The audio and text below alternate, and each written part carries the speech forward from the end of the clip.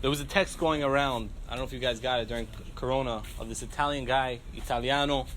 The guy, basically what happened was, he was in the hospital a couple of days on the respirator, and after spending a week on the respirator, he finally leaves. He's good. Doctor said, you're good to go. They look into his papers, they check him out, but they say, hey, listen, we found one of the days while you were here, there was a lapse in your insurance. One of the days doesn't cover. For that one day on the respirator, the oxygen that you got is going to cost you $5,000. $5,000. The guy looks down, upset, downtrodden, frustrated.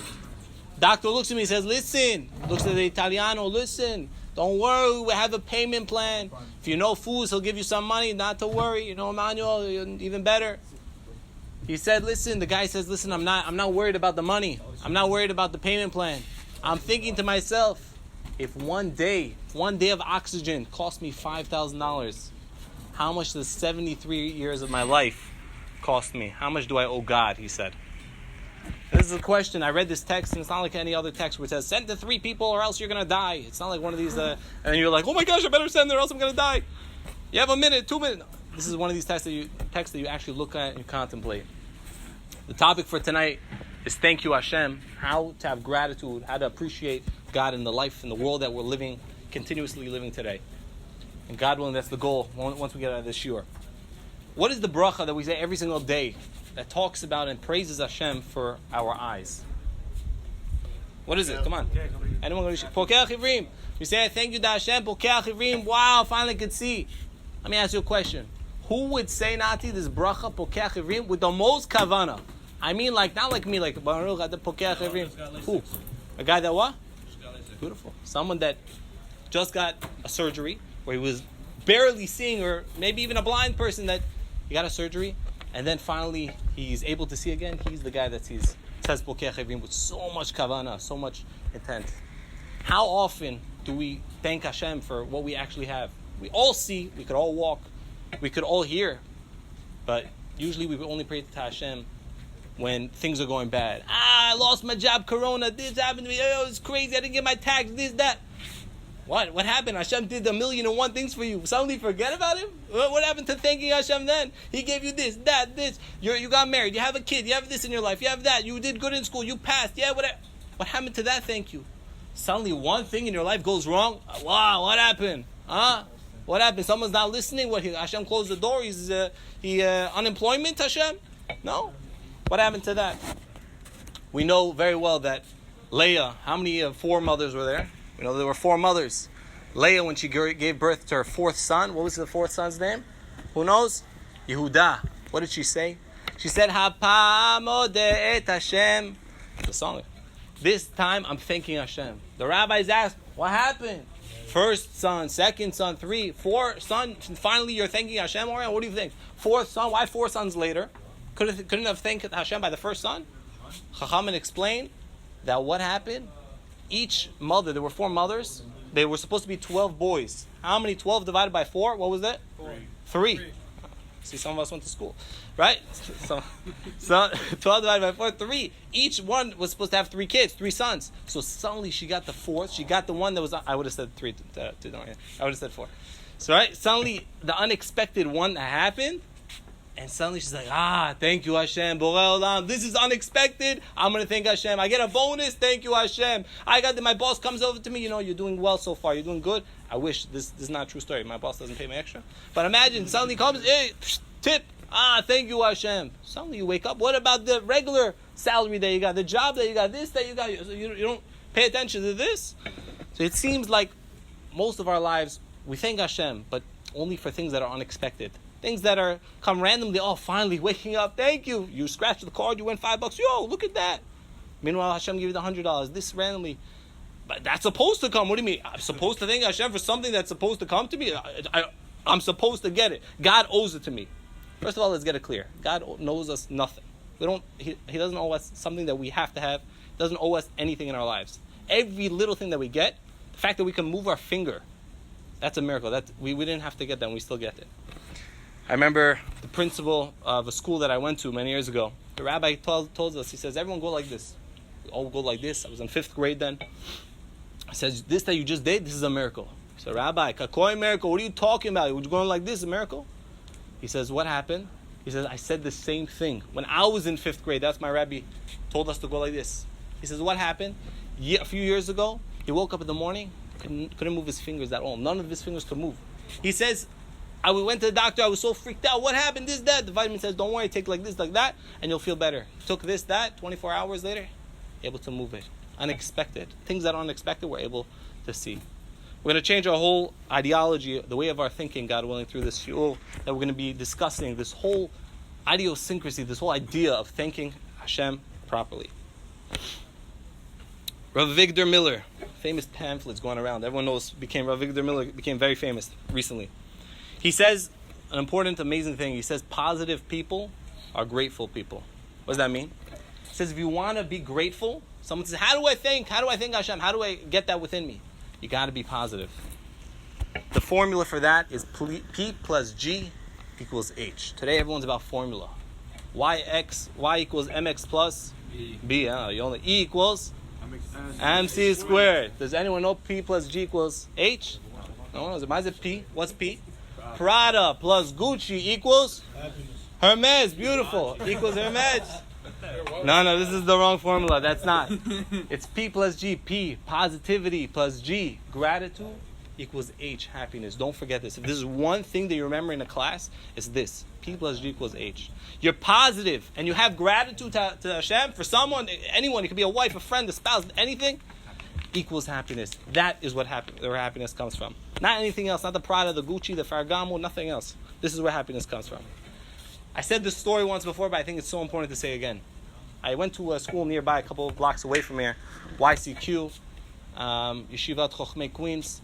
And while I was there, I had a friend in my class. His name was Brian. Okay, Brian, his dad was the happiest guy in the world. You know, like one of these happy people. Today you say happy people, oh, yo, the guy's G-A-Y. The guy's, for sure.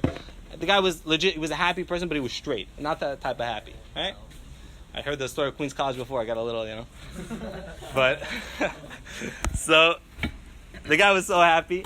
One day, he has a meeting in the city. He has to get to the meeting, to this office. Okay, he's supposed to be there 8:30 in the morning. This, that, takes the subway. He says, okay, I'm going to come on time. Gets into the subway, suddenly stops at Penn Station. Doors, closed. Hello, I have to get to the meeting. It's 8 o'clock. Okay, don't worry. He's happy. This, that, doesn't bother him. 10, 15, 20 minutes. 8:30 already. What happened? I got to get to the meeting. 9 o'clock, 9:30, 10 o'clock, 2 hours later on the train. Finally, they come down, they open the door, and he gets out. But the whole entire time, he remained positive. He was such a positive guy. He says, you know what? Hashem, Todah Rabah, thank you. Whatever it is, I'm happy for. He gets out of the station. True story. This is no joke. I'm telling you, Nati, this is legit. If I didn't hear it with my own ears, I wouldn't believe it. He gets out of the station and sees Superman. No. He sees... You guys are all suspense. He sees the smoke all over. Goes to the nearest person. He says, Makara, what happened over here? He says, you don't know what happened? Just right now, 2 planes went into the towers. Which towers? He says, over there, the Twin Towers. You serious? What floor? 47th floor, he tells him. 47th floor. Goes, checks the itinerary they had the meeting in. The 47th floor, second door. He says, oh my gosh, I was supposed to be there at 8:30. Positivity plus gratitude equals happiness. Even though the guy was in the worst situation possible, he could be, what happened, God? What are you doing? This, I'm supposed to get to a meeting. I'm losing money. Come on. Positive. He stayed with positive. He had positivity, so he was able to have gratitude. He said, Hashem, you know what? Borei Olam, no matter what happens in my life, I'm still going to thank you. Tov Hashem lakol. God, you're good for everything that you do. Gamzu tovah. And this is eventually what led him to have happiness. And I'll tell you a secret over here, is that when you have this formula and it's working for you, you'll see a lot of miracles. And this is where you see it straight up. One day, see another story. Rav Victor Miller, I'll bring him again, 2 for 2. His wife came home one day and she sees him and he's putting his head inside a bucket inside the sink. She says, what happened to you? You got old already? She's like this, his head is submerged. She picks him up, she says, what are you doing? Victor, what are you doing? She pulls his head, he takes a deep breath. She says, what are you doing? He says, let me explain. On my way back from the Bet Midrash, from the yeshiva, from Od Yosef Chaim, from the yeshiva, wherever he was learning, he says, I was walking the street on the way to home. Someone says, ew, this air, nasty, all this smoke pollution. He says, and I started to think in my head, this air is actually really disgusting.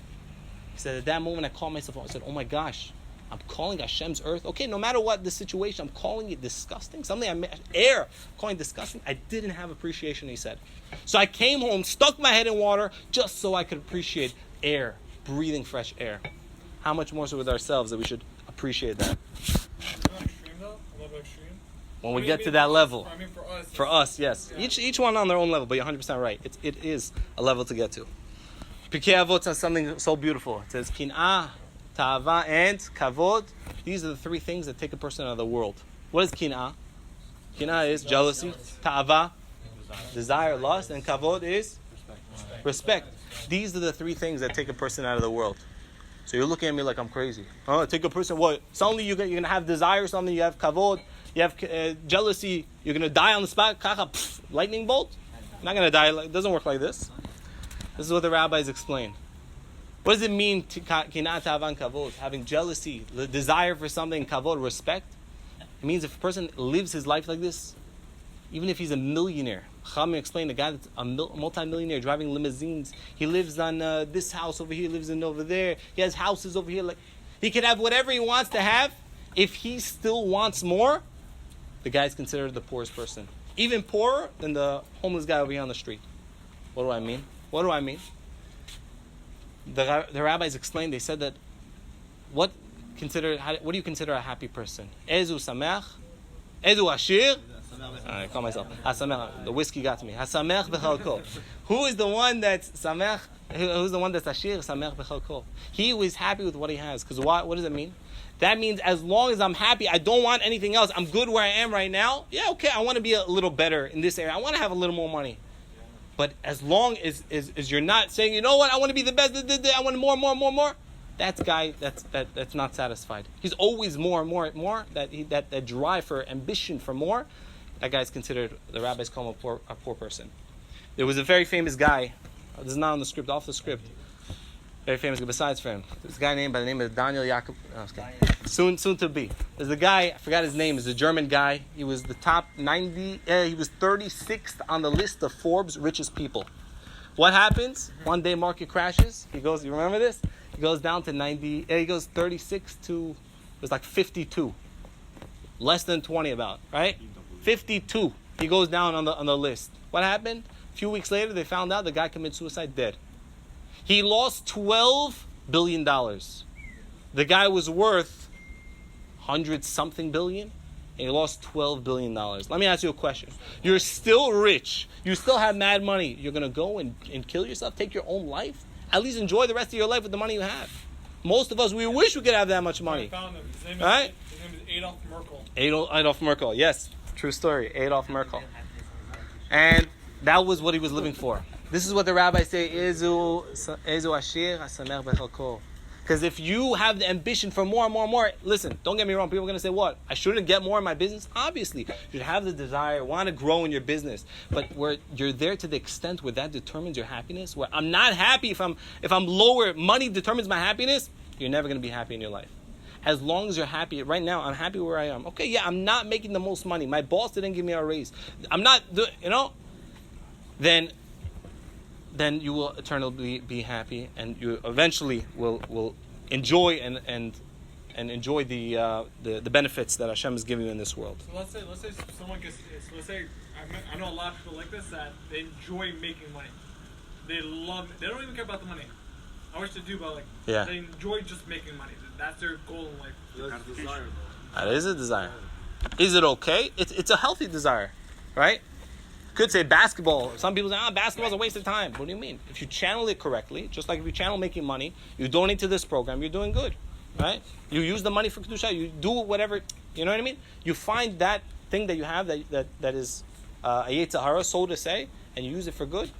That's what Mesilat Yesharim says. The whole first chapter, you should definitely learn about it. It talks about flipping, using whatever desire you have and using it for the good, right? Okay, we're going to continue over here. Hashem made, we're going to get a little Kabbalistic. Hashem made two worlds. First world, and this world I'm talking about. I'm not talking about the next world. Hashem made two worlds. Besides for Olam Haba, Olam Hazeh. That's first grade level. Let's get a little deeper. It's called Olam HaChibur, the world of connection, and Olam HaPirud, the world of disconnect. What does this mean? This world, you can either join one of the two worlds. You could be in the world of chibur, constantly having a desire to grow more and more and more and being on top, or you could be part of the olam perud. What is the olam perud? The world of separation. The world where you're separated, where you're constantly controlled by your desires. This is our purpose in the world. The purpose of your life in this world, is to get yourself out of olam perud, out of the world of disconnect and being controlled by society, by your phone, by your money, and eventually to connect to what's real in life. We call this mind control. Mind control. True joy, where does it come from? For a person who really wants to be happy in this world, true joy comes from what? From essentially serving Hashem, from building yourself spiritually, working on your personal midot. This is what joy comes from. And that's how you get to this olam hachibur. People say today this very famous line, mind over matter. I think it's a song, no? Mind over matter. No. What does it say? Mind over matter. Our mind has to constantly be on top of ourselves, watching ourselves, constantly being on top, watching that desire that we have for all these different types of materialism to make sure we're not going too much. Have you ever wondered why you have two eyes and one mouth? Why only one mouth? Hashem could have made you with two mouths. Chachamim explained, because two eyes, you see positive, one you see negative, but one mouth, you're right, you see the good and the bad. Take the good, and that's what should come out of your mouth. Constantly in life, we have this battle, day to day to day. Should I look at this? Should I see this? Should I talk to this? Should I be here? Should I do that? Should I think this way in my life? This way, What are you talking about? I'm dating right now. This girl, she's like this, but this one, she's mad pretty. This girl, but she has good midot. And I'm not pointing at anyone specifically, but it's constant battle. What do you do? What should I pick? This, that. Two eyes. What should I do? One mouth. What should come out? What should come out of my day-to-day life? And God willing, B'ezrat Hashem, we should all take that to ourselves, to only use our ayin, our eyes, for the right, for the good, and bringing it out. How do we attain? We're going to conclude with this over here. It's a very famous question that someone recently asked me. He said, okay, beautiful, thanking Hashem is important. I see this is a very nice shiur. I gave a small mini type lecture like this in 15 minutes one time. And the guy says, it's so beautiful. But how do I get this level of mind control, controlling myself, thanking Hashem during tefillah? During tefillah, usually he tells me this is what happens. I start there, Hashem is Baruch Adai Hashem, Elokeinu melech haolam, Elokei Avraham, Elokei Yitzchak, Elokei Yaakov, the God of Avraham, Yitzchak, Yaakov, Jacob Cohen. That guy owes me mad money, that Rasha. And from there he's thinking like this. Things crazy. That's how it works. So how he tells me, do I get out of this world of just, I'm doing tefillah, I have 3 times a day to connect to Hashem. How do I do it? How do I control myself? How do I get this mind control, so to say? Very easy answer. You could tell anyone like this. First of all, tell the guy to look in, straight up. If you're not looking in, obviously you're going to think about that meal that's coming up in Hapiska that you want to go eat. You're going to think about some other thing. First thing, look inside the words. Look in. Number 2, positive. Number 3, gratitude. Because remember, when you're looking in, Siddur, you're positive. Remember, positivity, positive people are grateful people. How are you grateful to Hashem? You're positive. Work on yourself on being positive. Seeing the right things. You see the negative, you see the positive in the world. Yeah, Corona, see the positive. Wow, but look how many Zoom classes. We had a Zoom classes ourselves. We had like almost, 30 people joined on. It was so amazing. We gave out free tzitzit. It was so cool. Right? He passed away. We got over 2,000 people listening. Yeah, to his Levaya. And I'm sure if it was in real life, there would be thousands of people coming. Always have to use that eye to see good. And once we work on our positivity, then you'll see your tefillah will change. I promise. I tried it myself when I was in Israel. Because I was also, naturally, I was a very negative, pessimistic kind of person. Yeah, you're looking at me like, what, you're a pessimist? No, I'm not a pessimist. But I was not as, I went to Israel, am I going to get killed? Rockets, this, that, Suddenly I remember when I was in Israel, you always hear the news coming from outside of Israel. I'm in Israel, I'm walking in the street like Shar Yafo. My mom's like, where are you? I'm like, I'm in Shar Yafo. She's like, no, did you hear what just happened? This guy got stabbed. I'm like, Ima, everyone's here, we're okay. Like, that's always how it's going to be. In Israel, you never hear it. Always in America, you hear. Right? It's 100% true. So the trick is to stay positive, because positivity equals grateful. If you're positive, you will be eternally grateful. I'll conclude with 2 stories, then we'll do a recap.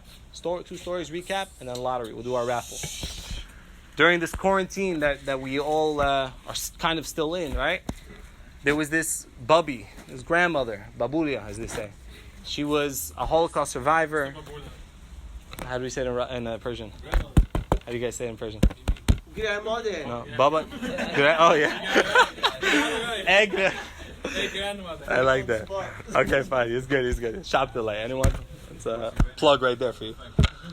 Right. So there was this Baba. There was this grandmother, and she was, after many years of doing Pesach Sedar with the family, the grandkids, the great grandkids, she did this Pesach Seder by herself. The grandkids come to her children. They say, "Babi."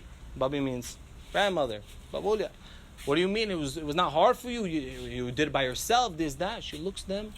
So what do you mean hard for me? Hard for me? You know what was hard for me? Years ago when I spent time in Auschwitz. I didn't have matzah. I didn't have a place to stay, a warm bed. I didn't have a home. I was bunched up with a bunch of people. Maybe we sang one song, V'Hishamda, that's it. Horrible? I had a nice Pesach.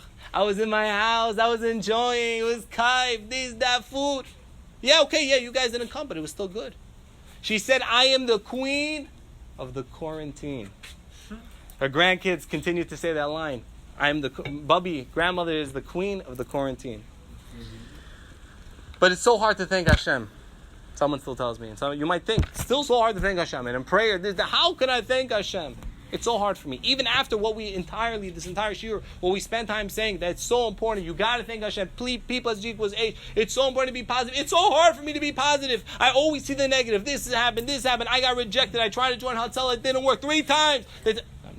3 times it didn't work. Yo, you should help him out. Come on. It's not right. Right? Try. I'm not looking at you. I'm looking at the guy behind. Right? So, it's so hard. Life. How am I supposed to be positive? I lost my job.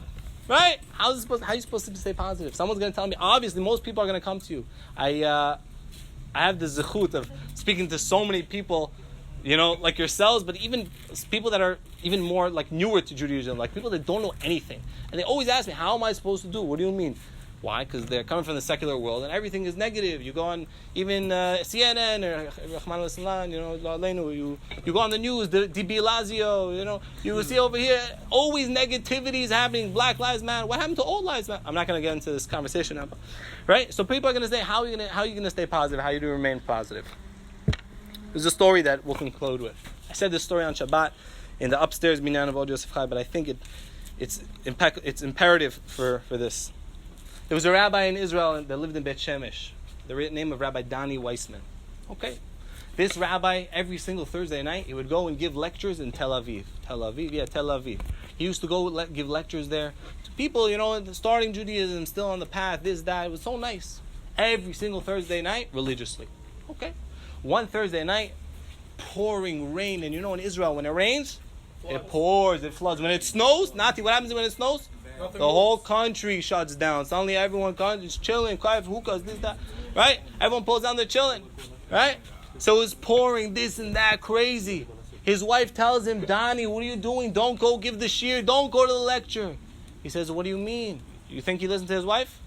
No. Classic Bukhari. He wasn't Bukhari. Classic guy, whatever, Jewish guy. He didn't listen to his wife and he went. He gets to the shiur, and what do you think? He gets to the shul and everyone, no one's there, not one person. He says, oh shoot, my wife was right. Obviously he didn't tell her, but obviously his wife was right. He says, you know what, let me learn in the meantime. Opens the Chumash, 5, 10, 20 minutes. Still no one's coming. He's looking, he says, it's getting late. He says, you know what, I'm here anyway. Let me start knocking on doors. Goes one door, no reply. Next door, you want to learn? This guy no. Okay. After a bunch of doors are finally knocking, he knocks on this one door. Knocks on the door. Waits a minute or so. Hears footsteps. Guy opens the door. Looks at him. His face turns white. Are you a rabbi? Rav Dani answers. Sometimes they call me that. Guy faints on the spot. Poof! Gah! On the floor. The guy picks him up. Rabbi picks him up. Puts water on him. Hello! What happened? Puts water on him. Are you okay? This, that. He looks at him. He says, you saved me, Rabbi. If that happened to you, what would you do? I'd freak out. I'd be like, what the heck? I'd run out. He says, you saved my life, Rabbi. You don't understand what you did. Okay. Puts more water on him. Come, take a seat. He says, you don't understand. 5 minutes ago, I was going to take my own life. You see, I'm a Holocaust survivor. I came to Israel, and I did not have family. My family died in the war.